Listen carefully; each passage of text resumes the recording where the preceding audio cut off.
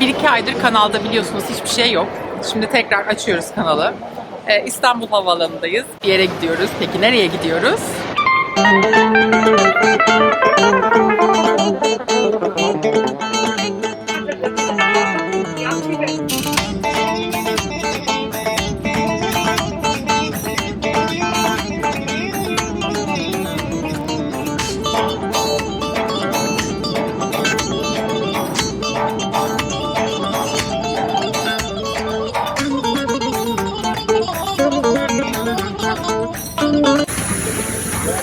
Evet, nerede açıyoruz? Kanalı tekrar Erbil'de.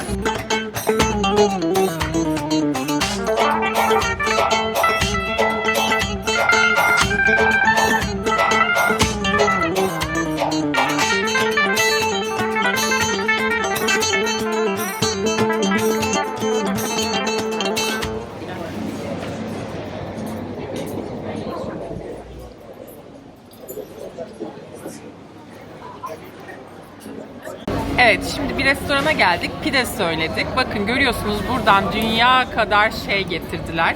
Bu Irak'ta hep olan bir şey. Bir yere gidip yemek söylerseniz mukabele diye böyle salatalar geliyor. Bak burada çiğ köfte bile var. Evet, sonra da yemek geliyor bunun üstüne.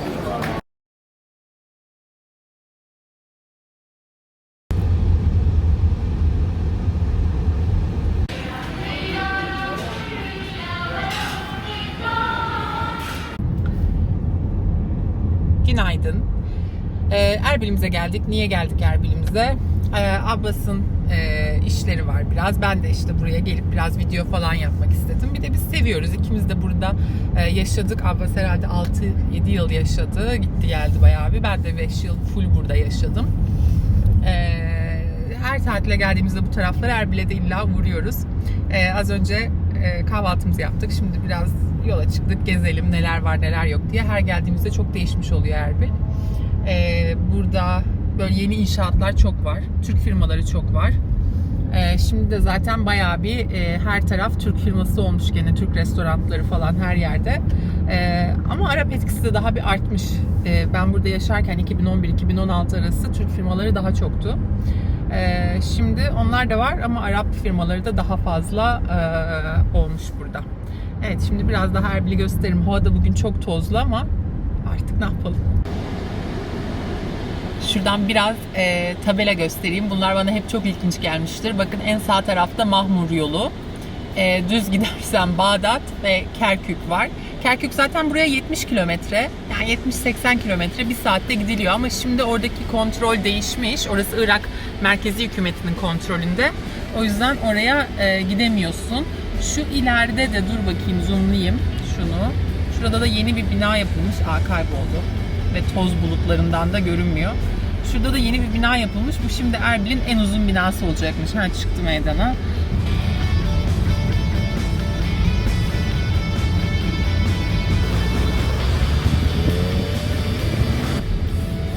Karşıda bir tane alışveriş merkezi var. Burada Carrefour'u görüyorsunuz.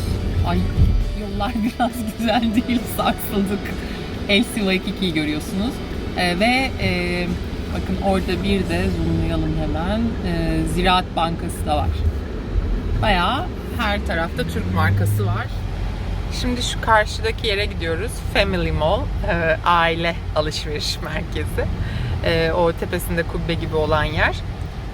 Orada hem bir kahve içeceğiz hem de biraz alışveriş yapacağız. Market alışverişi.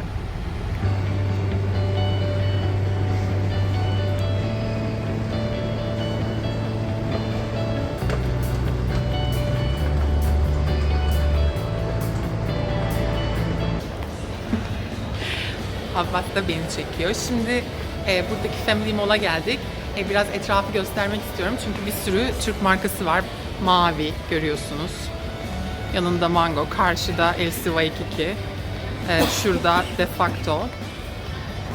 Genel olarak bana Erbil nasıl bir yer diye çok soruyorlar. Ben de hani Türkiye'deki herhangi bir küçük şehir gibi diyorum.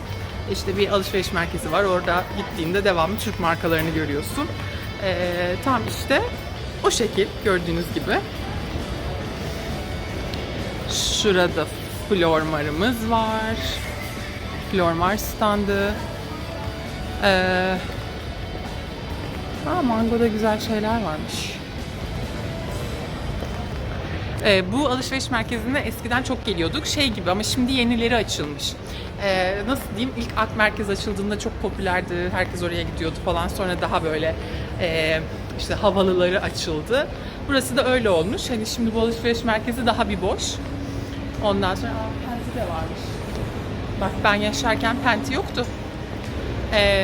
Şimdi bu alışveriş merkezi de biraz daha boş olmuş. Gene herhalde akşamları popüler ama millet daha çok diğerlerine gidiyor. Zaten Erbil'de şey vardır hep. Akşamları daha kalabalık olur. Sıcak bitince daha kalabalık olur. Şöyle de alışveriş merkezinin geneline bakalım.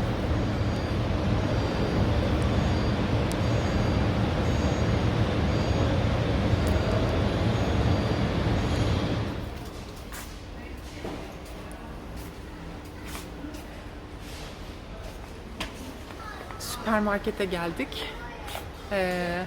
Biraz bir şeyler alıp evde yemek yapacağım bugün.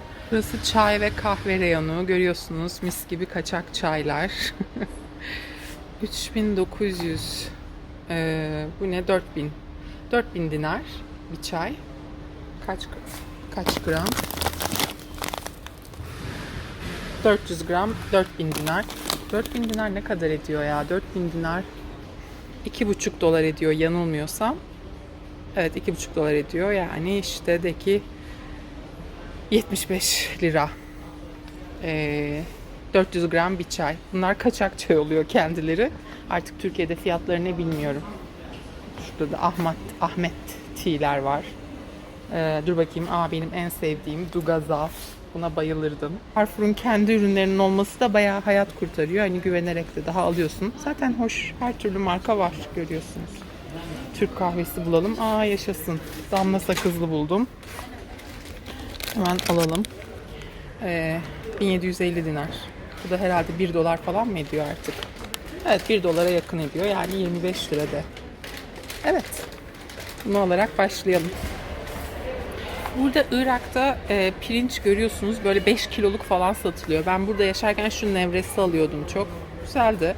Bunlar basmati genelde ama şimdi bayağı her şey değişmiş ya. Bak şu bizim baldo pirinçten herhalde. Sushi pirinci var. Şu Altınsa markasını burada çok görüyorum. Bu galiba yani Türk markası ama sadece ihracata çalışan bir Türk markası galiba. Türkiye'de çünkü hiç görmedim. Bunlar da İranlıların ekşi ayranı. Süt değil. Bu ne? Yörük süt. Bak bu da güzel markaydı. Bu da hala varmış. Karşıda da kremalar. Sütler. Soya sütü. Ve salam malam işleri.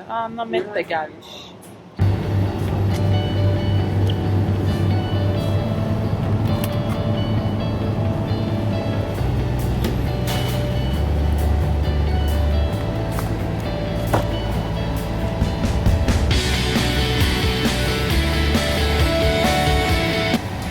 Hangi dünya? Bunun bir anlamı vardır. Hengi ne demek acaba? Kürtçe'de bir şey demektir bu. Hangi dünya demek değildir. Yeni dünya. Yeni dünya da alalım ya. Çok güzel görünüyorlar.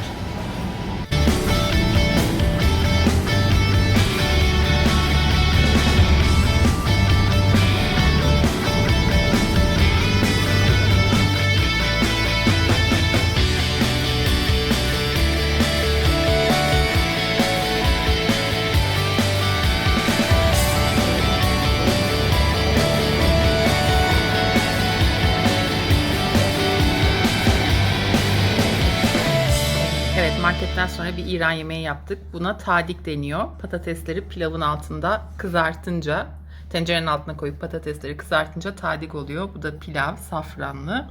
Bu da şöyle bir yemek. Horeş kıyme deniyor buna. Ne diyeyim? Kıyma yemeği gibi bir şey. İçinde üstüne patates koyuyorsun ve böyle etler, kurutulmuş limonlar ve kırık mercimekler var içinde. Biz burada Abbasların yeğeninde kalıyoruz. Çok enteresan bir şekilde yeğenleri de şu anda bizim Kanada'daki evimizde kalıyor. Bir nevi Neydi o? Cameron Diaz'la Kate Winslet'ın oynadığı film. Tatil. Holiday. Bir nevi holiday yapıyoruz ama Londra, New York, Londra, Kaliforniya değil de Erbil, Vancouver hattında yapıyoruz. Biz de şimdi onların evinde kalıyoruz. Çok da güzel bir manzarası var.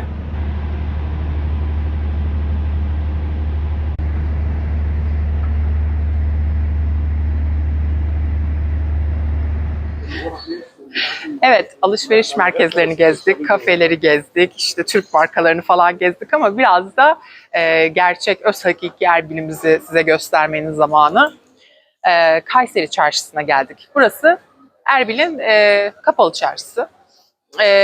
Daha küçük tabii ki ama aynı ruh. İşte altın satan sokağı var, baharat satan sokağı var.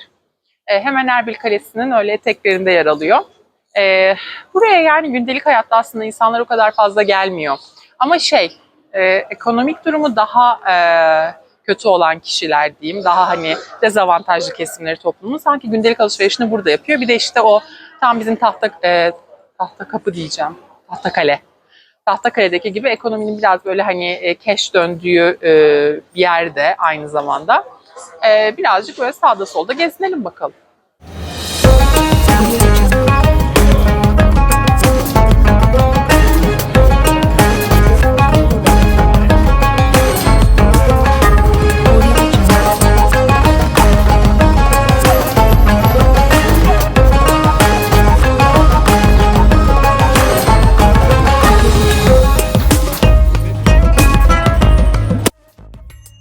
Evet, sıcaktan piştim.